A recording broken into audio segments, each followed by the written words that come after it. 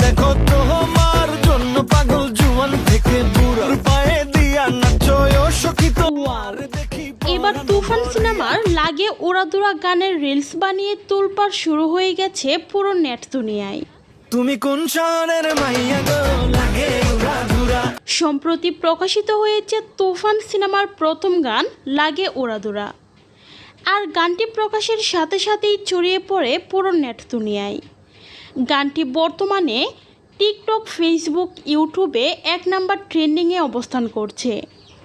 এর জন্যই চারদিকে এত পরিমাণ সাড়া ফেলে যাচ্ছে এই গানটি।